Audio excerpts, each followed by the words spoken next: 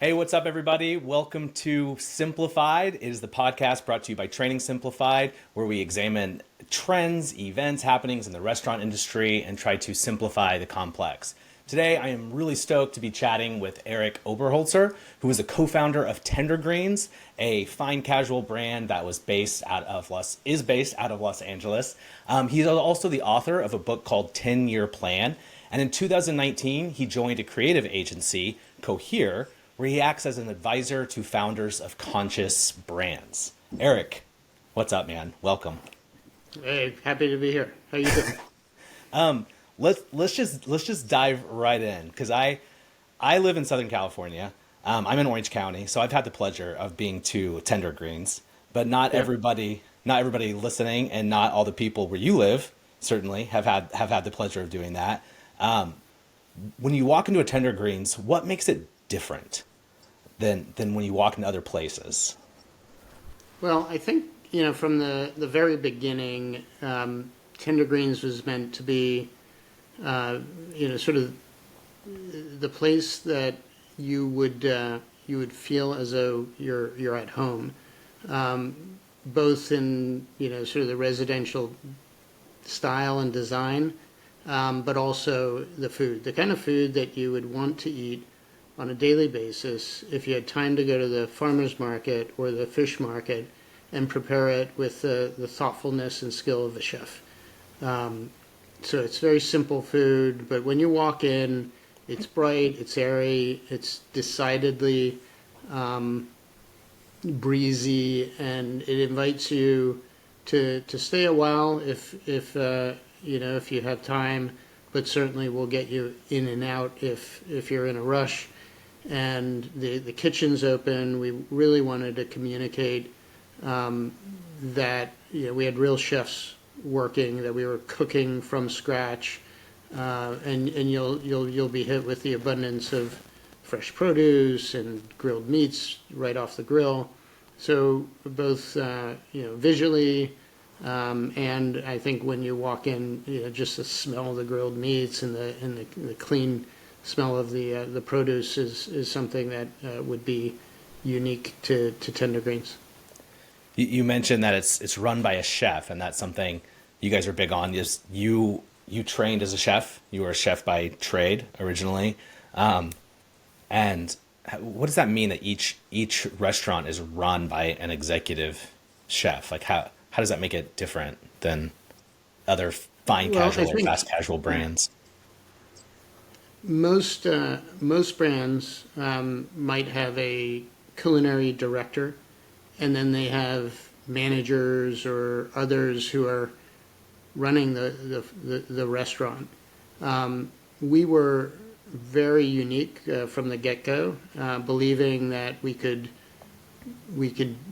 build this brand based on an organic local supply chain and the talent and attention to detail and passion for food that a chef brings to any restaurant, so that the restaurant was led more like a chef operator than a restaurant that was was sort of uh, executing on somebody else's recipes who was in a test kitchen somewhere. So that gave us a lot of culinary flexibility. If someone came in with live sea urchins, our chefs knew what to do with it. We, down in Orange County where you're at, we had a farmer who was literally about a mile up the street from our restaurant in Irvine, and every morning he would harvest and then bring it over, and that would dictate the specials for the day for that one location. So Wow. we were able to really innovate at the location level, and it was only done because we had the chefs who had the same pedigree as me and Matt. That's really amazing, and that's putting a lot of trust in a lot of different chefs when you start to grow, right? When you start to scale, and when you get to the point where you and Matt can't be in restaurants every day, and you're relying on a leadership team. Yeah. Does that change things as you started to grow? We solved for that conceptually. So we had, both Matt and I had been, working for 10 years in California as chefs, had developed a lot of talent under us. And whether it was our leadership style or our approach to food, we had quite a few folks who sort of lined up, put their name on the list, so that as we opened restaurants, we had what I used to call sleeper cells of talent across California, who were Nice. ready to activate when we were ready for them. So, the early years, maybe the first 4 or 5 years, we had very, very talented people coming out of fine dining who aligned with our values.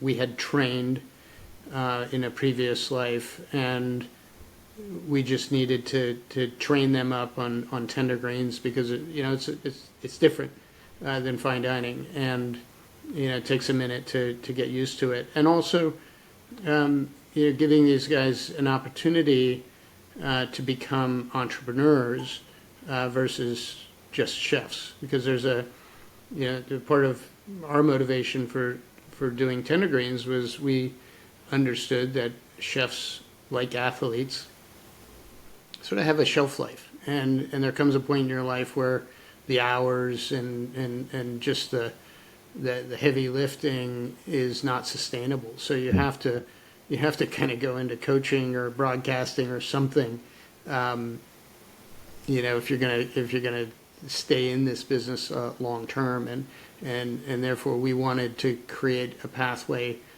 for ourselves, but also for those who joined us, to evolve beyond the kitchen into entrepreneurs and entrepreneurship, and also executive management. So they developed skills with us beyond the kitchen. So you were really not just developing chefs, you were identifying chefs and developing entrepreneurs, business That's right. leaders. Yeah. That's really unique. And it's so that even hearing you say that just helps kind of set up for somebody who maybe doesn't understand how or why you took the jump to your next step, of what you're doing now and advising founders of what's described as conscious brands, or even helping scaling innovative food systems. Tell me, this just seems like a natural jump from what you were doing, from restaurant to restaurant at Tender Greens, into what you're doing now with these brands sort of across the country. What does that mean to help to advise a founder, or what does it even mean to be working with a conscious brand? How do you define that? Well, a conscious brand is one that looks at some of the challenges out there, whether it's climate change, whether it's type 2 diabetes or obesity, or some other issues that we're trying to tackle in the world, and that food is a contributor to. And I think we have opportunities as conscious leaders in the food space to be part of the solution, in whatever way we can, whether it's through our supply chain, whether it's the manner in which we develop a culture that really cares for everybody, not just the customer, or the investor, or the employee, but the farmer. I always said the guy that we need to really take care of is the person who comes in to pick up our dirty towels every week. Like, the dirtiest jobs, the people behind those jobs are the ones that we need to show extra attention to. And if you take care of the folks that are oftentimes not seen, it might be your night cleaners who come in to clean the restaurant. If you take care of them, in a really compassionate, heartfelt way, then of course you're going to take care of your investors, you're going to take care of your team members, you're going to take care of your customers, but let's take care of everybody. And that's part of developing a conscious culture. And it's not, it's not that it just lives on the wall as a promise, but it has to manifest in every micro movement in the business, so that it's real. And then, I think we have a role to play in health and wellness. Not that we never labeled ourselves as a healthy concept or a health food concept. It's okay to have moments of indulgence, and you should. But on the balance, we want to help people find better pathways to wellness through food, and if you're committed to that, without being sort of preachy or prescriptive, you can really make a difference, and make money along the way, so that it is sustainable, so that you prove out that it's possible to deliver a great experience at a price that people can access and supports the world that we want to step into. So that's what we did with Tender Grains, and that's, when I talk about conscious leadership or conscious brands, and I borrowed that from John Mackey. I didn't invent it. That's what I'm looking at. So I want to help people grow good behavior, and those, I'm fairly selective in who I work with. Do you have an example of a brand that you feel like is just doing that really well right now? Maybe someone that you're working with, or someone that you aspire to work with, or you're modeling after? Yeah, I mean, I just had a session with these guys out of DC. They have one little burger concept in DC, and then they they have two in the Cap Center, and then they're also rolling out a frozen organic potato company, like a fry. And it's fried in avocado oil. Their sourcing is from regenerative organic potato sources, and what they're aiming to do is show that you can on the Swizzler side, that you can do better fast food. So people are going to eat fast food, whether it's a burger or fried chicken, right, or whatever. But they use pastured beef, they use pastured chicken, they use organic fries. And they do it at a price point that falls pretty close to like an In-N-Out. And then on the frozen fry side, CPG side, working with Zero Acres, for example, on seedless oil. This is from fermented sugar cane. And paying the extra money to do it because it matters. So again, very indulgent, ordinary products that are done with extraordinary care. And they're two energized, smart guys who really walk the walk. So they believe in it, they're committed to it. And now they're in growth mode. So it's groups like that, and I just bring them up as an example because I was literally in session with them before this recording. Nice. I really love that kind of that definition of a conscious brand is sort of compassion is at the center of everything they do across treating people in the supply chain, interactions with customers, and how you make financial or business decisions. It sounds like what how do you let that scale? I'm not quite sure the right way to ask that, but at a certain point when a business gets large enough, or even as Tender Grains started to grow, how how do you maintain a culture of compassion and maintain a culture of being conscious when you get I so think big? when a brain starts to grow. Be in the foundational belief system and processes of the business. So, with Tender Greens, the supply chain, for example, is so important to the brand that it's one of those things that is always under threat because of various reasons, whether it's the strains of COVID or supply chain disruption or labor, whatever. There are all kinds of things threatening supply chain integrity. But I think for any brand, you can't do everything, and it's hard to be pure.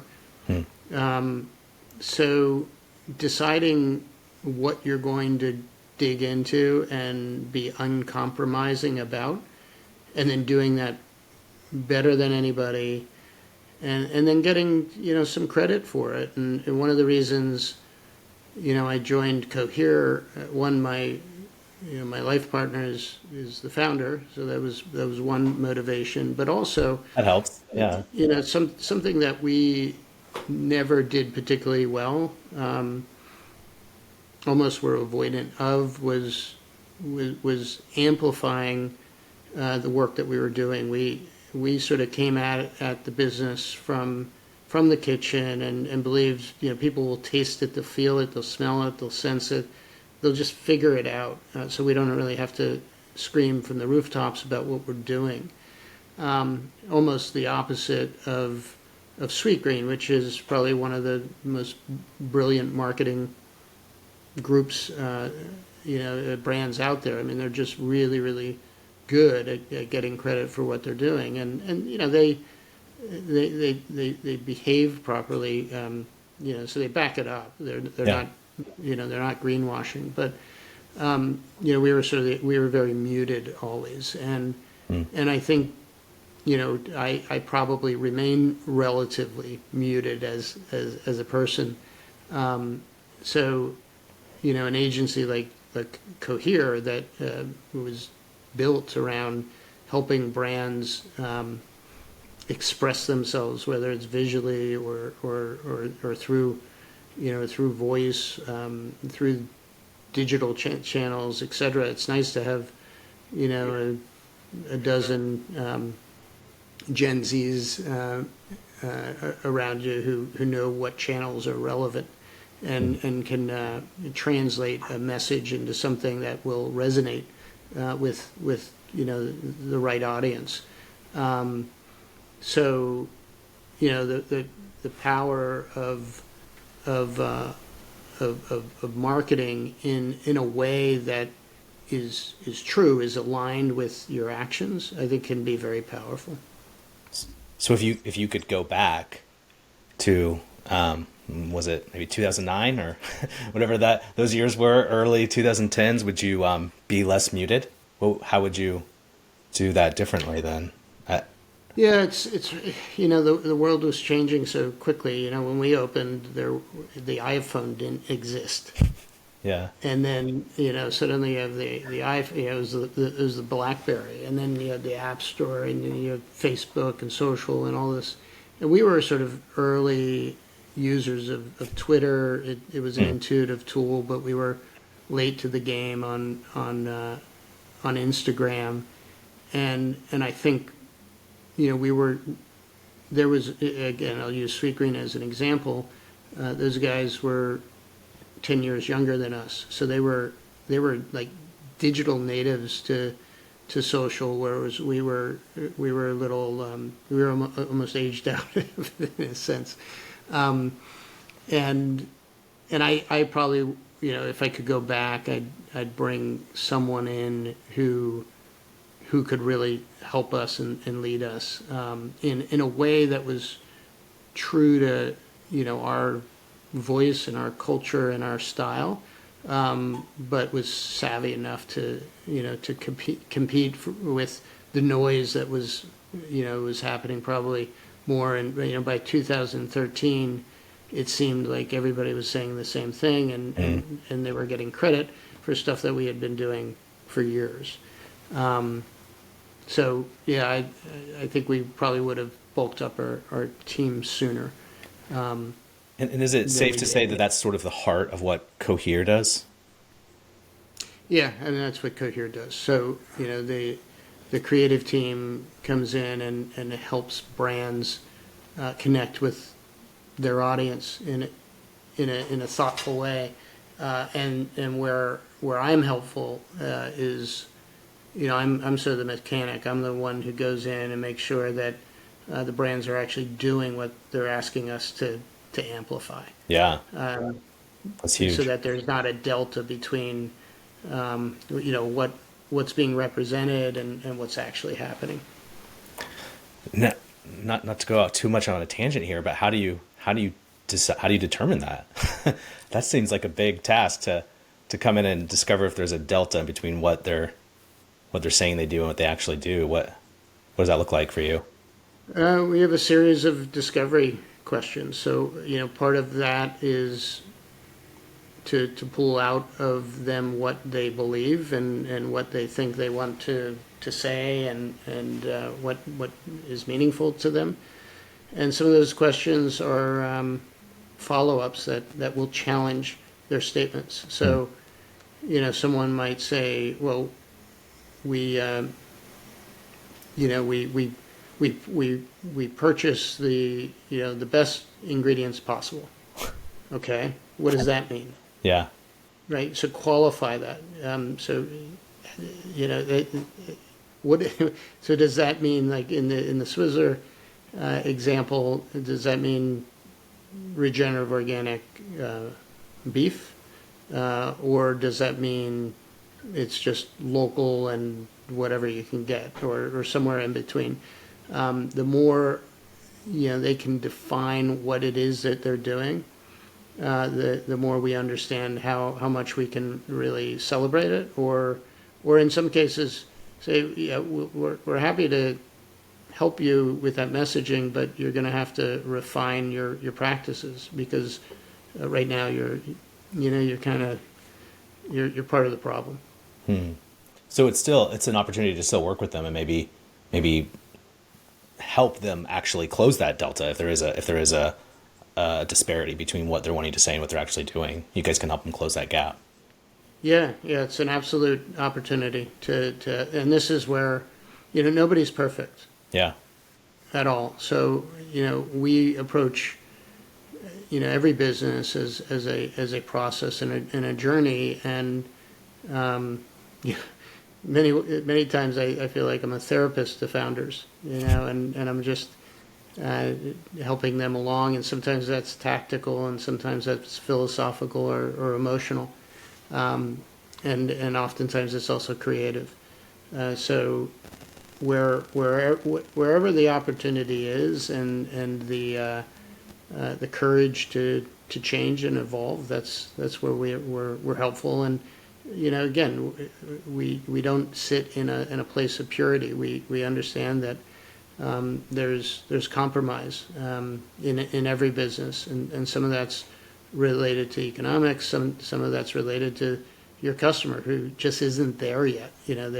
So you can go 100% organic, but if your customer doesn't really care, and it's going to cost you a lot. I mean, either you care enough to say, well, I'm going to do it anyway because it's important to me, or there might be some form of compromise there. I'd love to hear. I mean, as you're talking about working with these conscious brands and you're talking about innovation in the supply chain and the food system, what's next for you as far as where do you want to be? Where do you want to take what you're doing now in 5, 6, 7 years?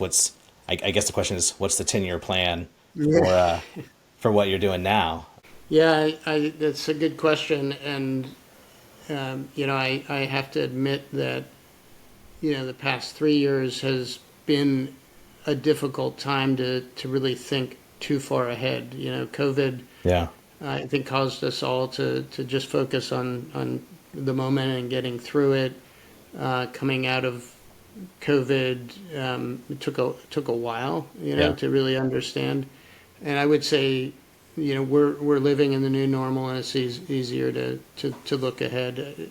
The answer, broadly speaking, is around climate change or habitat loss, as it relates to agriculture and food.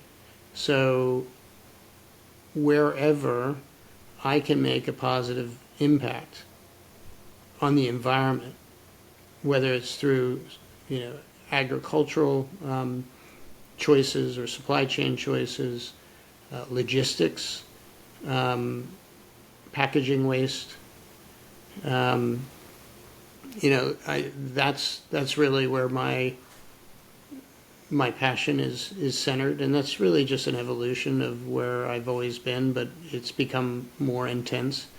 And I'll do that through policy where I might have some influence or voice, and through other brands, whether I take an equity position in it, or I'm just the guide on the side, nudging folks in a direction where I feel it serves this higher purpose, which is to provide food that is earth curing. I think we're way past sustainability, and we really need to regenerate, rebuild back, whether it's planting more trees or reducing tillage. And then the second bit is around health and wellness. So I also, though I use the example of Swizzler, which is really fries and burgers and fried chicken, it's hardly healthy, and they know that. But can you do it in a more healthful way, whether it's for the planet or yourself, or moving more in the direction of plant-centered, and not necessarily. I don't so much advocate for plant-exclusive, vegan, vegetarian. Sure. Though I think there's a big role for it. But how do we get more of the plate centered on delicious plants and less on animal protein? And again, not advocating for a full elimination. And then managing anything that's ultra processed, that's ultimately going to result in negative health outcomes. And that includes, the meat analogs like Impossible or Beyond, and I think they have a great role to play in the food system, but maybe overstated on the promise. So those, I would say, those two buckets are the big buckets, and just deepening the results that from year over year I'm able to report that we're making some strides, whether it's more organic acreage and output, or greater reduction on use of single-use plastic, which is a bigger thing for me than even food waste, and that we start to provide people with alternatives, so that they can live healthier lives through food. That's awesome. Well, I'm glad that you don't feel like you are muted now. Yes. I hope that we will continue to hear about these efforts, because it's so, I don't know, it's important, and it's valuable, and it's awesome to see you passing on that to other founders, kind of, even, I guess, the next generation, for lack of a better way to say it, to get to help other people kind of do the same, to take care of our most valuable resource here. I also want to ask you one more thing. You mentioned that you were calling from your farm in New Jersey. Tell me about That's this right. farm. Are you out there? Are you like plowing the earth? Are you milking cows? What are you doing over there? Well, it is you know, it is a farm. We are not farming commercially currently. It's very hard to make money with a small commercial farm. We have 12 acres, but we have a very, very legit garden, I would say. Nice. So it's sort of a market garden, and we have ambitions to specialize. We've been here 3 years. Moved from Brooklyn to Princeton, New Jersey, from an apartment to a 12-acre farm, and a house that is 300 years old Nice. stone house. So, it sounds a little cliche to make that journey, but Yeah. it's the challenge with farming, much like a restaurant, is it can take many generations to figure it out, and the loss of family farms and the transfer of knowledge and land, from one generation to the next is a shame, because it's hard. I mean, from year to year, the seasons, you have a dry year, you have a wet year. We farm, or we grow 100% organic, so there's no inputs, and you have to, it's an ongoing lesson in failure, to be honest, but it's also a point of passion. I do a garden walk every morning with the dogs, and Nice. it's like a walking meditation, and during the growing season, it's full-time job. It's a lot of work. How often are you cooking these days? Every day. So Yeah. we grow. We're mostly growing for the house, and trade with others. I just had a neighbor drop off a lamb. So each autumn I get a lamb for the winter. And just knowing where your food comes from, whether it's your own plot of land or the neighbors, is pretty cool. So we almost always eat in and cook in. That's awesome. Well, thank you for the work that you're doing. And for your perspective. I appreciate it, and thank you for having a Tender Greens 2 miles from my house that I get to frequent. I'm a fan. So thanks for chatting with me, and look forward to hearing what you do next. Well, thanks for having me on, and thanks for continuing to support Tender Greens. Thank you, Erik.